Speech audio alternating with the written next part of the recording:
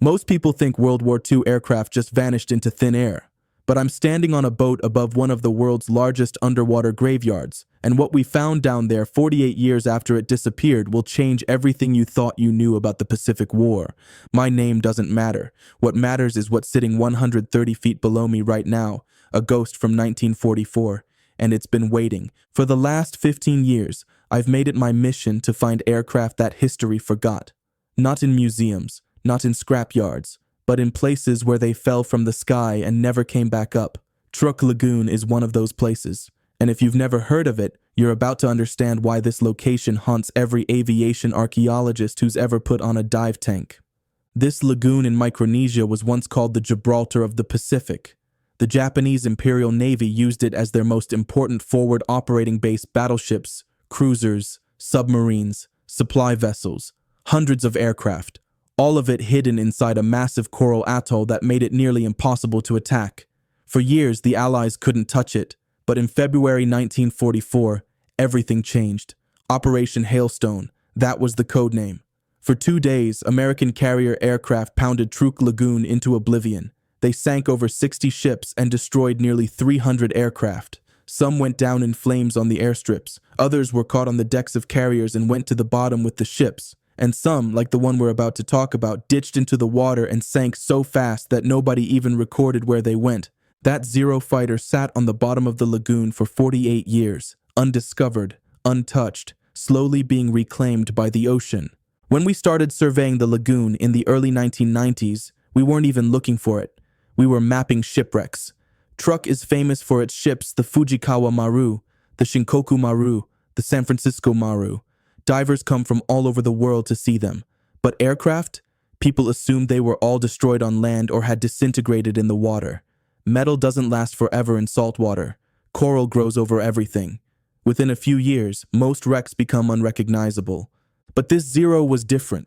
We were doing a side-scan sonar survey about 2 miles from the main anchorage when we picked up something unusual. The shape was too symmetrical to be a coral head, too small to be a ship. My dive partner looked at the sonar image and said it looked like wings. I told him he was seeing things, but when we triangulated the position and dropped a marker buoy, we both knew we had to check it out. The visibility that day was around 60 feet. Not great, but not terrible. As we descended down the anchor line, the water turned from turquoise to deep blue to almost black. At 120 feet, we started seeing the bottom. Sand, coral rubble, the occasional piece of debris. And then, just sitting there like it had landed 5 minutes ago, was a Mitsubishi A6M0 fighter. I've seen a lot of aircraft wrecks. I've documented Corsairs, Hellcats, Wildcats, Avengers, Dauntlesses. I've seen bombers broken into 1,000 pieces. I've seen fighters that hit the water so hard, there's nothing left but an engine block and some twisted aluminum. But this Zero looked like it could still fly. The wings were intact. The fuselage was complete. The canopy was still attached. The landing gear was down, which told me the pilot had tried to ditch it, not crash it. There were bullet holes in the tail section, small punctures that went straight through the thin aluminum skin. This aircraft had been in a fight, and it lost. But here's what made it so eerie. The cockpit was empty. Now you need to understand something about aircraft archaeology. When we find a wreck, especially a fighter, there's always a chance the pilot is still inside. It's the part of the job nobody talks about. You're not just documenting history, you're potentially recovering someone's son, someone's brother, someone's father.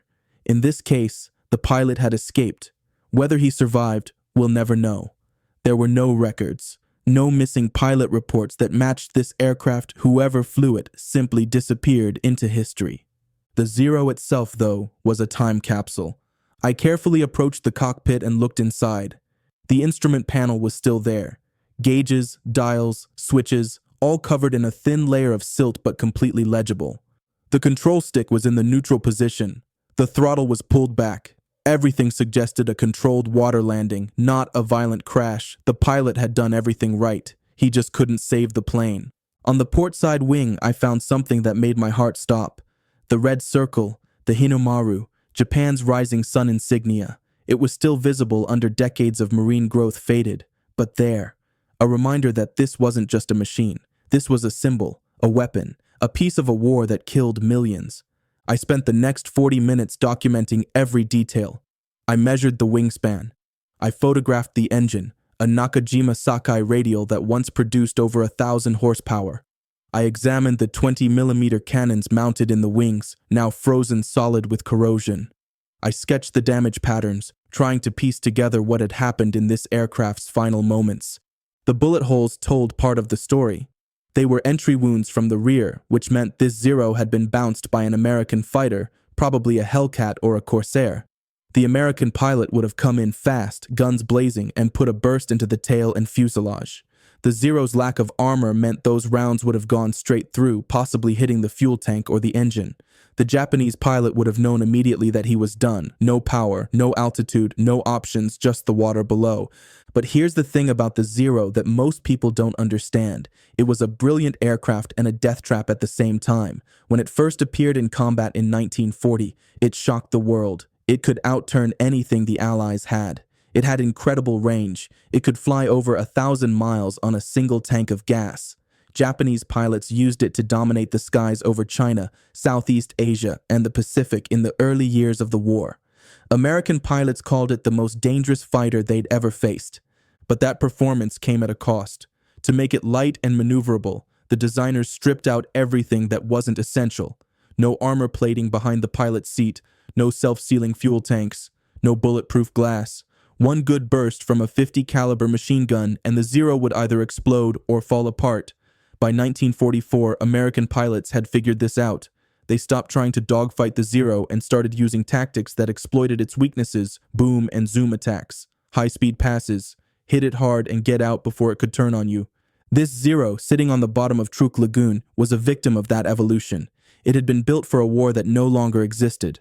By February 1944, the Japanese were running out of experienced pilots, running out of fuel, running out of time. Operation Hailstone was the beginning of the end for Truk.